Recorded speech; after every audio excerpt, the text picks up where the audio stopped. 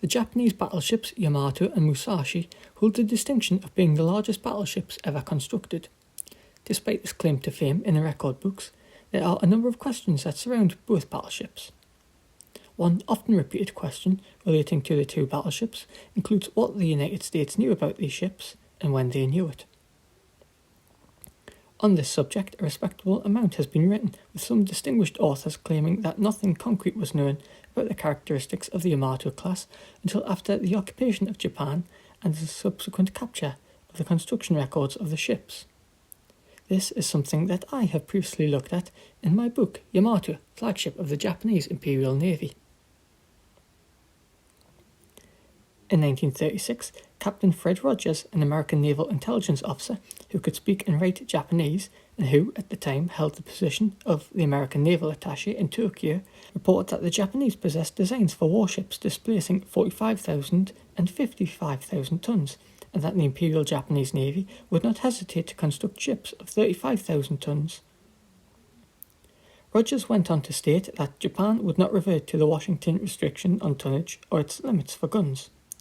Rogers also quoted secret testimony from Japanese Naval Minister Usumi Nagano. Nagano stated, "As a result of the coming no-treaty period, we shall enjoy freedom of action in the construction of warships in respect to category, quality, and characteristics. With this freedom, we may construct those ships particularly adapted for our national requirements, thereby gaining an advantage which obviates the necessity for numerical equality." Rogers' successor as the naval attaché to Tokyo was Captain Harold M. Bennis, who reported in January 1938 that Japan has under construction two 16-inch battleships of considerably greater tonnage than 35,000 tons and is planning to lay down a third and possibly a fourth. In addition to Bemis, the French, British and German naval attachés all believed that the ships laid down by the Japanese would displace 45,000 tons, while the Italian naval attaché believed that the ships would displace 46,000 tons, with a possible tonnage increase to 50,000 tons. There was also agreement amongst the naval attachés that the armament of the ships would be 12 16-inch guns, despite the interest that had been shown by the Japanese in 18-inch guns for the ships of the No. 13 class in the 8-8 program. Erroneously, the Soviet naval attaché formed the conclusion that the Japanese could not produce such large weapons without importing the necessary equipment.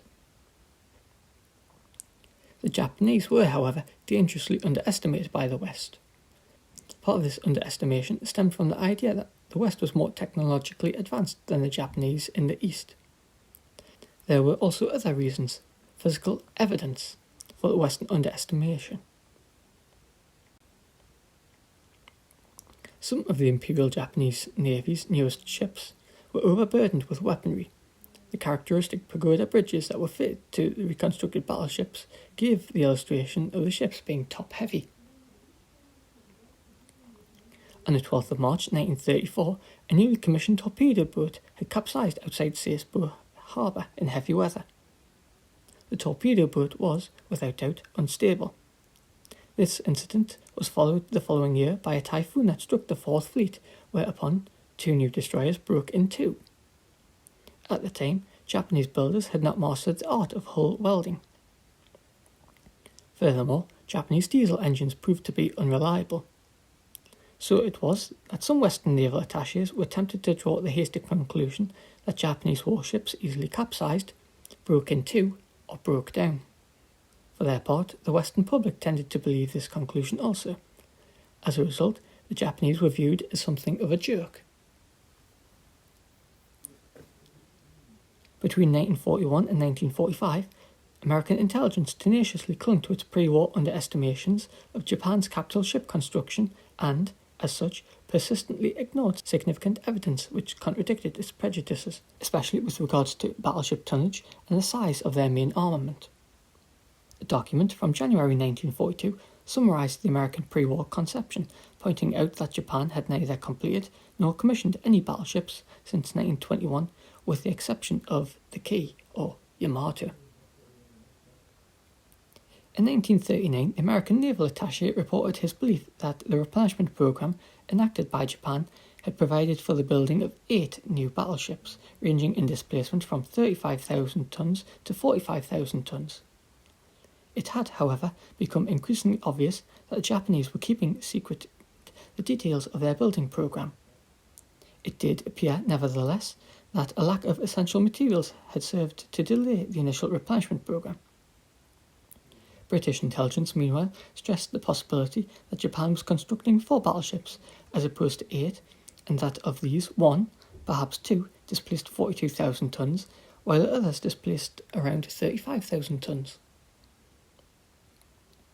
With the onset of the Second World War, a team of draftsmen and architects were gathered under Commander Edward J. Matthews, which set about collating the vast body of data on Japanese naval and merchant ships. The goal was to put at the disposal of the US Navy basic drawings, performance data, and general information on the appearance and technical capabilities of every Japanese ship of military value. For major warships, master drawings were produced, though it may be noted that they were constantly revised. To help uncover the size and capacity of unfamiliar ships, reference drawings and data that covered standard equipment, guns, mounts, cranes, rangefinders, boats, and torpedo tubes were used. The first information that originated from the field regarding the Yamato proved to be a severe disappointment. A Burmese individual in British service managed to sneak into a protected enclave where the ship was anchored and made some drawings of the ship. The individual was caught by the Japanese, yet the sketches managed to find their way back to Matthews. Matthews in turn found the drawings to be of little use. He would later write, "It is sad to report that to him the new battleships looked for all the world like Burmese junks, and the drawings provided no worthwhile data whatever." Prisoner of war interrogations were crucial in allowing the United States to begin to understand the potential of the Japanese Navy. When compared to the North African, Mediterranean, or Western European theatres, in the Pacific, American forces did not capture large numbers of military personnel. Despite this, those who were captured by American forces provided significant military intelligence, which included information on the Yamato, though American intelligence too often ignored the information gleaned from the captured Japanese personnel, especially when the intelligence challenged their preconceptions of Japanese abilities. One prime example relating to the Yamato came in early June 1942, shortly after the Battle of Midway, when 2 Japanese sailors from the cruiser Mikuma were rescued by the American submarine USS Trout. The Japanese sailors reported that the latest battleship of the Japanese Navy was the Yamato, and stated that the vessel flew the flag of the Commander-in-Chief of the Combined Fleet, displaced 57,000 tonnes, and could reach speeds of 30 knots. These statements were dismissed out of hand by American intelligence without further confirmation. A month later, in July 1942, the United States intercepted a message from Tokyo to its naval attaché in Berlin, containing a reply to the special request of Adolf Hitler for the German naval attaché in Japan, Paul Wernicke, to inspect the Yamato or the Musashi while one of the vessels was undergoing maintenance in a dockyard. The inspection was undertaken in October, with the Japanese insisting on the strictest secrecy being observed. As they did not want any details of the ships being leaked to the Italians, the Japanese wanted their attaché in Berlin to see that the Germans exercised due caution. Admiral Wernicke was also privately shown the nominal specifications of the ship, which differed from their true figures. Indeed, only a small select group within the Japanese Navy knew even the nominal specifications of the Yamato class. The Japanese decided that if Hitler wished to know more about the Yamato and the Musashi, then they would send an officer to speak with the Germans. Following his inspection, Admiral Wernicke transmitted a detailed description of the ship to Berlin, providing specifications. In August 1942, the United States launched its first major operation following the Battle of Midway and invaded the island of Tulagi off Guadalcanal. Following the battle for the island, while searching a Japanese camp, a marine intelligence officer came across a scrap of paper on which there was a crude drawing of a ship. On the other side of the camp, a letter was uncovered which was addressed to multiple Pacific commands. A portion of the letter stated, Here is a drawing of the Yamato to be used for recognition purposes.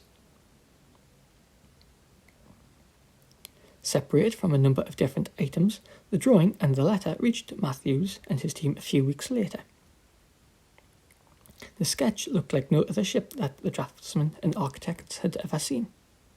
From the battery layout and other details, Matthews' team concluded that the drawing represented no known Japanese capital ship and therefore represented one of the Yamato class.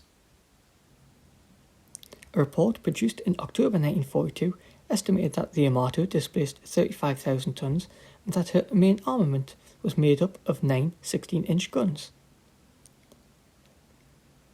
The designation by the Japanese of the Yamatos and to that end the Musashi's main armament as the 40cm-45 Type 94 served the purpose of deceiving the Office of Naval Intelligence into believing that the estimate of 16-inch guns was an accurate estimation. On the 13th of January 1943, a long report issued by the Office of Naval Intelligence described the extent of Japanese naval construction.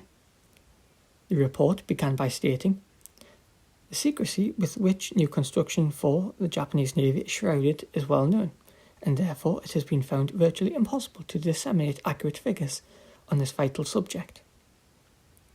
Nevertheless, despite the shroud of secrecy surrounding naval construction, the Office of Naval Intelligence suggested that it had a grasp of all major Japanese ships and noted that 2 new battleships had been constructed since the outbreak of hostilities.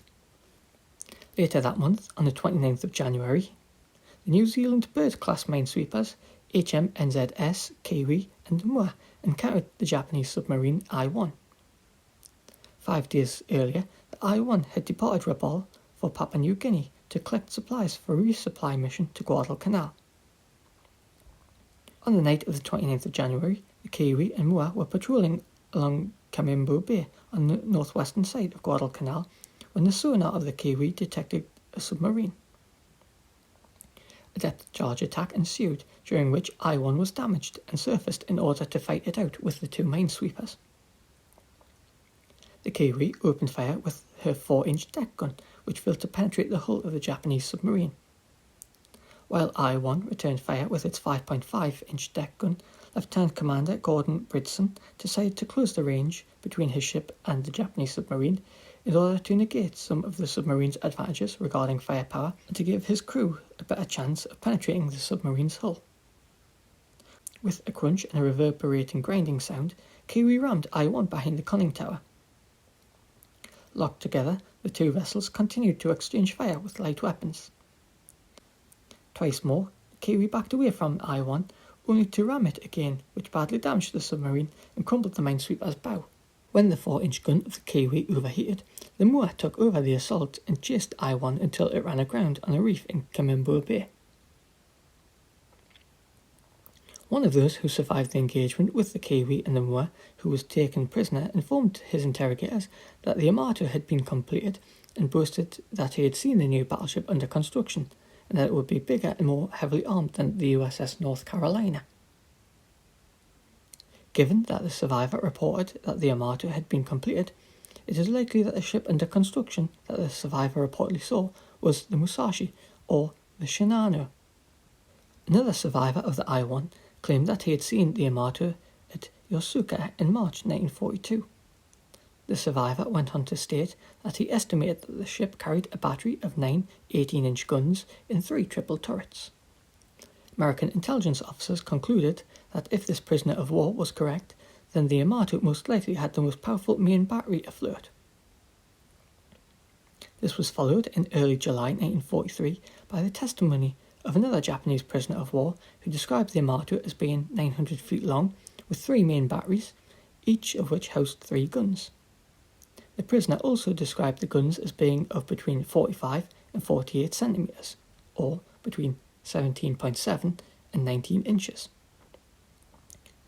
Further to this, the prisoner stated that the ship displaced around 50,000 tons and could sail at rumoured speeds of between 25 and 35 knots. A further prisoner of war, who had seen both the Yamato and Musashi, told interrogators that the 2 ships were identical. In July 1943, the interrogation of a Japanese pilot betrayed the conversion of the 3rd ship of the Yamato class, the Shinano into an aircraft carrier. In between the conversion of the ship, the Japanese pilots claimed that the intended size of the ship was 50,000 tons. The Office of Naval Intelligence did not believe that the ship would be so large and elected to speculate instead that the Shinano might displace 30,000 tons after being stripped down from a battleship into an aircraft carrier. In October 1943, the United States intercepted a transmission from Berlin to the German naval attaché in Tokyo, during which time the Germans were asking technical questions regarding the size of the Yamato, as well as information on her horizontal protection systems. The Japanese were only slightly more forthcoming with their Axis ally than they had been previously. While Japanese officials in Berlin were answering the questions posed by the Germans as best they could, Hitler and other high-ranking Nazis believed that Tokyo was holding back valuable information, with the result that the German naval attaché was dispatched to request drawings and descriptions of the Yamato as quickly as possible. The Germans even considered that descriptions in Japanese script were suitable sources of information, as there were satisfactory translators in Berlin. Despite being allies with Japan, prisoner of war information was one significant advantage held by the United States over Germany in uncovering the true characteristics of the Yamato. Despite this, into the autumn of 1942, American intelligence continued to face difficulties in recognizing the full implications of the reports that they were receiving from prisoners of war regarding the Yamato and Musashi. Intelligence officers believed that the two ships displaced 45,000 tons, although less reliable sources, as they were termed, had given the figure of 50,000 and 57,000 tons. American intelligence believed that the ships could reach 28 knots, carried 3 aircraft, and, according to the best information, the main batteries consist of 9 16-inch guns arranged in 3 triple turrets. It was, however, noted that certain Japanese sources, principally prisoners of war, gave the diameter of the guns as 45 cm or 17.7 inch, but that the figure was believed to be exaggerated. The United States always had a better grasp of the operational record of the Yamato than they did her size, and intelligence sources understood well that Japanese logistics were so stretched by late 1943 that they had to resort to using their capital ships as supply vessels. This included the Yamato. Meanwhile, Allied intelligence continued to use its mastery over deciphering Japanese codes to plan and set up submarine attacks, which, during November and December 1943, saw major vessels of the Imperial Japanese Navy suffer several torpedo attacks. This included an attack on the Yamato, which was torpedoed by the USS Skate on the 25th of December north of Truk. Soon, American intelligence possessed additional intelligence on the Yamato in the form of the fuzziest, most distorted aerial photographs that Matthews and his team of architects and draftsmen ever had to work with. On the 4th of February 1944, 2 B-24 bombers flew over Truk Atoll on a reconnaissance mission. Aerial photographs revealed the volcanic basin to be full of heavy cruisers, miscellaneous naval vessels, and a large amorphous blob out of centre and focus, which was at first taken to be an island. Further analysis, however, revealed a vessel unlike any other known to the Americans. Owing to the distortion in the images, uncovering accurate dimensions of the vessel seemed impossible. The images were sent to the Photographic Interpretation Center in Anacostia for analysis and for drawings to be produced. The resulting drawings, which were revealed 1 week later, closely resembled the recognition drawings found on Tulagi. The drawings suggested a vessel of astonishing dimensions.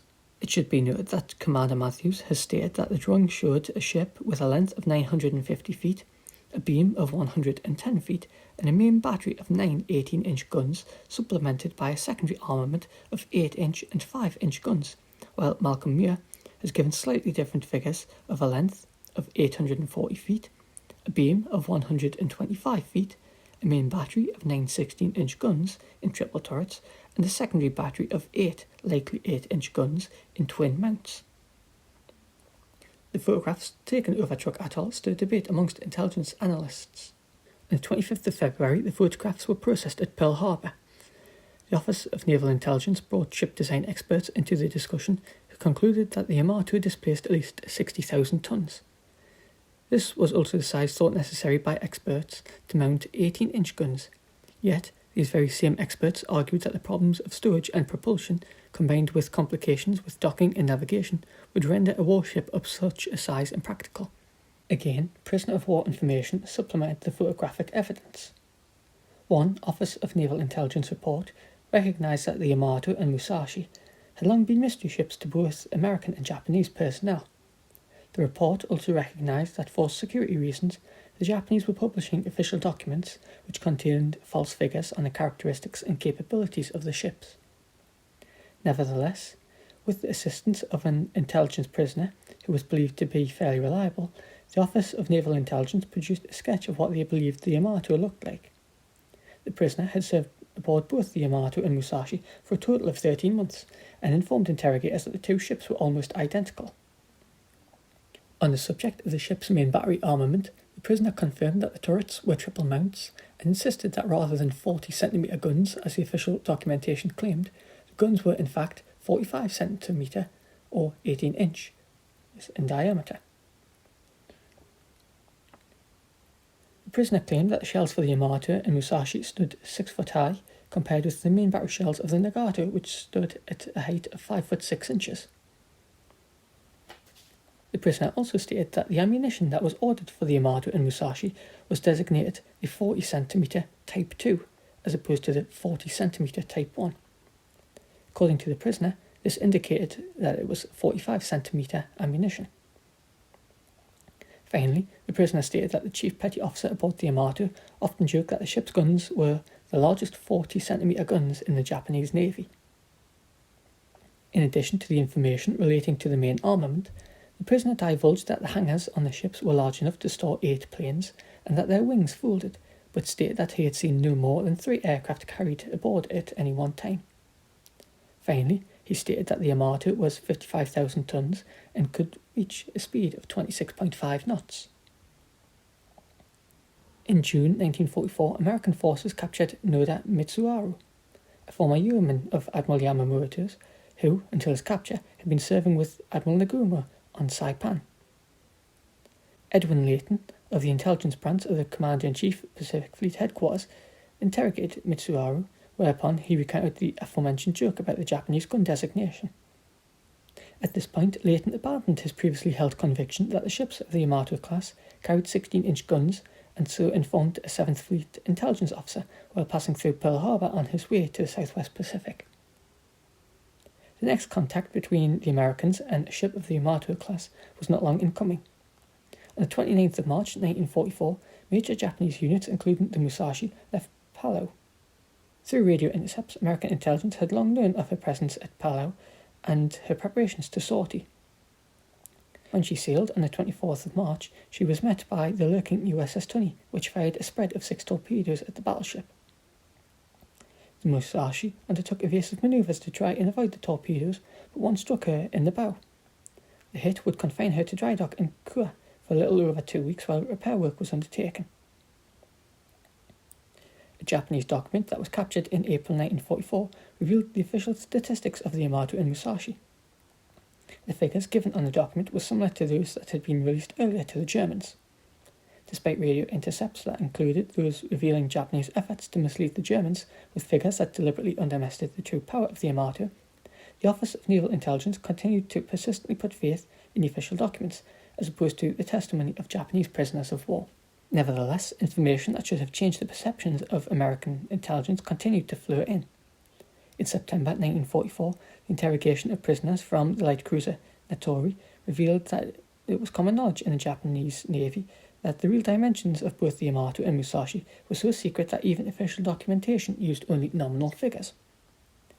One prisoner from the Natori had seen the main armament of the ships listed as 40 centimetres, but he and his shipmates understood that the true size was at least 45 centimetres. The prisoner also stated that the ship displaced at least 50,000 tons and estimated that the maximum speed of the two ships was 28 knots. It is worth noting that while information gleaned from prisoners of war was helpful, not all of it was useful or reliable, which perhaps accounts for a little of the Office of Naval Intelligence placing more faith in official documentation than in the testimony of prisoners of war. One such example is that of a prisoner of war who claimed that in 1943 Japan completed 10 new battleships and cruisers. The prisoner also insisted that these new ships could reach a speed of 47 knots. Through efforts to piece together information drawn from prisoners of war, reconnaissance photographs, and decoded and translated radio intercepts, the Office of Naval Intelligence managed to keep reasonably abreast of the activities of the Yamato. As the war progressed, American estimates of the Yamato and her capabilities became more exact. During the early stages of the war, American intelligence could work out where the Yamato had been and what she had done. During the mid-war period, naval intelligence began to grasp where the Yamato was and what she was doing. By 1945, the Office of Naval Intelligence knew where the Yamato would be, the route that she would be using to transit, and what she would do upon arrival at a given location. Perhaps with Operation Tengo, that the most dramatic example of the accuracy of the American intelligence relating to the Yamato and her movements are demonstrated. As early as the 4th of April, 1945, the Americans had reason to believe that the Yamato would put to sea to conduct operations against US forces amassing around Okinawa. The following day, the Americans knew the name of the Japanese battle group and that it would take on fuel on the 6th of April before sorting to arrive off eastern Okinawa at dawn on the 8th of April. Armed with this knowledge, along with knowledge from intercepted Japanese messages informing friendly units of the movement of the force so as to avoid friendly attacks, the Americans were furnished with accurate knowledge relating to the movements and operation of the Yamato. Armed with such accurate information, American submarines located the Japanese naval group on the evening of the 6th of April before Task Force 58 began launching attacks the following day, which resulted in the sinking of the battleship. The intelligence assessment for the Yamato at the time of Operation Tengo may be judged from a statement written by Samuel Eliot Morrison. An eagerly anxious evening followed for TF-54.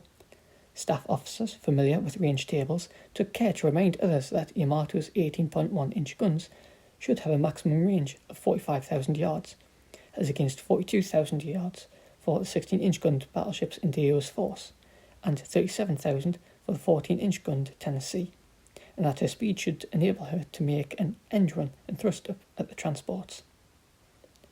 This statement serves to effectively highlight that at some point between the Battle of Leyte Gulf in October 1944 and April 1945, when the Yamato made her final sortie, the Office of Naval Intelligence and the US Navy had begun to gain a more complete and accurate appreciation of the true size of the armament of the Yamato, and that this information was being accurately used for battle planning. Nevertheless, what is perhaps interesting and, to a degree, more telling in relation to the American perception of Japanese capabilities, even at this late stage, is that they continued to believe that the Yamato only displaced 45,000 tons. Following the cessation of hostilities and with the occupation of Japan by Allied forces, the Office of Naval Intelligence devoted considerable attention to the design of the Yamato and the wartime performance of the ship. In this, the Office of Naval Intelligence set about gathering as many documents as it could and interviewing as many Japanese naval personnel as possible. Between the end of the Great War and the outbreak of the Second World War, American naval intelligence had particularly targeted the Japanese Navy. Despite this preoccupation and the fact that the deciphering of Japanese codes consumed all of the Navy's cryptanalysts and 90% of its translation efforts, while they learned much about Japanese naval strategy from communication intercepts, the Office of Naval Intelligence only partly understood Japanese naval tactics. Racial cultural prejudices, combined with Japanese secrecy, served to ensure that the American naval intelligence community only belatedly came to grips with Japan's approach to naval warfare during the Second World War. Between the wars, the battleship had been the centerpiece of both Japanese and American naval thinking. As such, the Office of Naval Intelligence had devoted great attention to tracking the battleship program of Japan. Despite the secrecy of the Japanese throughout the 1920s and 1930s, US intelligence did reasonably well to keep abreast of the development of Japanese naval technology, while the US Navy gleaned considerable data on Japanese naval construction from both public and private sources. Periodic visits to shipyards and naval bases prior to 1939 allowed naval attachés to gather insights into Japanese naval construction. Accurate information was also gathered on such things as the Type 93 torpedo, the Mitsubishi A6M0, as well as the speed and weight of modernised battleships by American officers, only to have naval experts disregard the information. The American Navy's experts repeatedly dismissed accurate information that showed that the Japanese had mastered innovative technologies that the United States lacked, which served to reflect the widespread assumption that the Japanese had to be inferior to the United States in naval technology. This also served to partly explain the inability of the Office of Naval Intelligence to give full credence to the testimony of prisoners of war in relation to the Yamato and Musashi.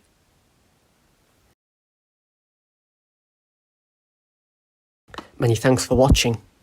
Please subscribe for more updates, like and share. You can also help to support the channel at Patreon. Details are in the description box below.